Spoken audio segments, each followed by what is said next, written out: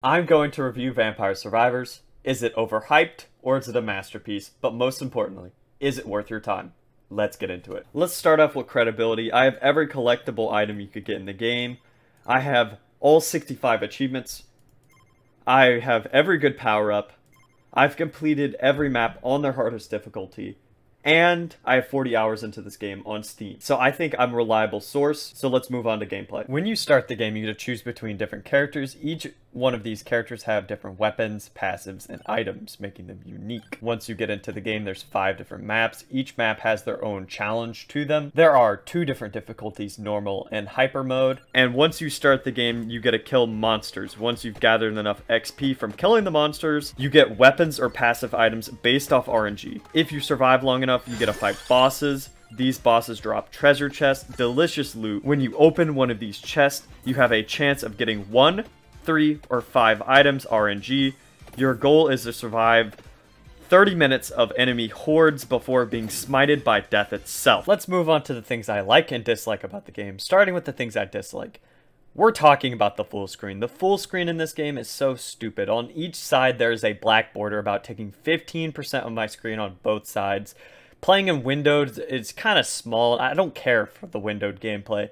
I want the full screen gameplay, and it just doesn't look good. There's no way to change your display size or anything. I haven't tried doing anything through GeForce, but at the same time, there should be some sort of option inside the game for it. But that's just a nitpick. We're moving on to something else, the RNG in the game. This could just be me and everyone else is just extremely lucky. But the reasons I don't play gacha games is the same reason this game kind of makes me mauled, is my luck. There's chest rolls. You could get 1 item through a chest, 3 items, or 5 items. I'm telling you, 90% of the time I get 1 item, 1 thing through the chest. And think about it, if you could get 1 item through the chest, that's skipping 1 level. That's pretty good because you get 1 item level.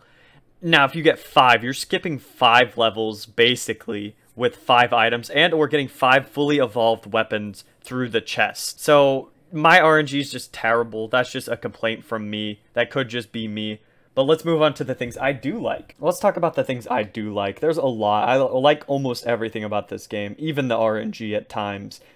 But this game's getting constantly updated every 2 weeks, I believe. So there's just a patch dropped today, and I'm going to go play it.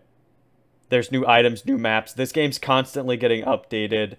And I think that's just really cool. That's really healthy for the game. Just playing the game, I got most of the achievements. I had to go out of my way to do 3, and it was just leveling certain characters that I've never played before that I was going to do anyway. There isn't chores for achievements you have to do that are just really annoying that you would rather just AFK. But this is pretty fun. This game's awesome. I really like the weapon system. The weapons all feel good and different. And if you get 1 weapon you don't like, it's not like it's complete and utter garbage. Most weapons, if they fall off late game, they're just extremely OP in the early game.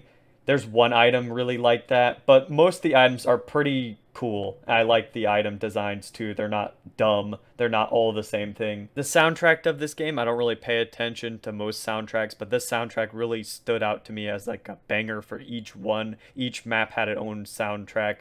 Also, the combat is fun, it's simple, it's nothing too complicated. You get items, you combine items, and you make cool items. It's not really hard to get your head around. In conclusion, should you get this game? Yes, for $2.99, you should definitely get this game. While I was recording, they just added new achievements, new unlocks, and a new map. So I'm kind of excited to play that, and I'm gonna go do that.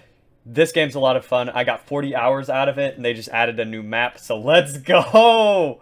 See you guys later. If you like this content, please like, comment, and subscribe. Goodbye.